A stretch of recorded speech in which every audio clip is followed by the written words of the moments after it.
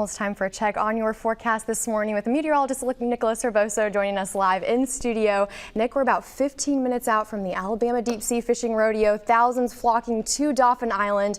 What's that forecast looking like this morning? Well, this has been an interesting thing. We are tracking.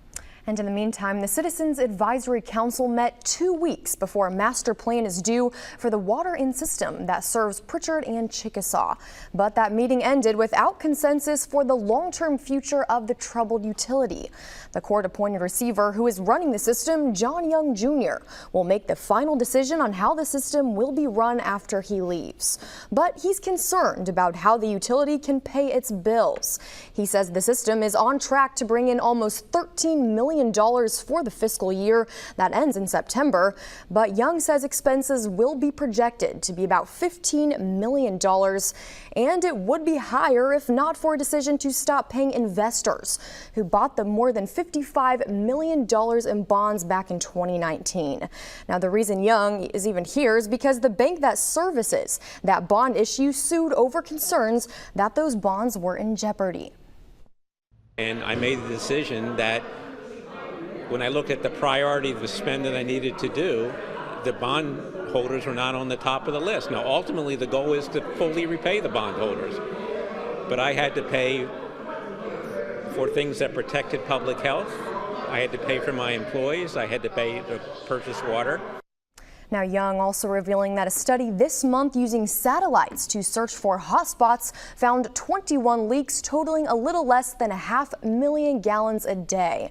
In addition, he says there are another 21 leaks on private property, which means the owners of those properties will soon be getting notices.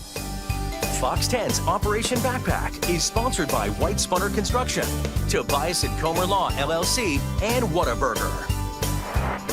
Well, with school starting up next month already, that's hard to believe, Fox 10 News is committed to making sure students have all the supplies they need. That's why we are teaming up with the Department of Human Resources in Mobile and Baldwin counties and other community partners like Tobias & Comer Law Firm to help make that happen.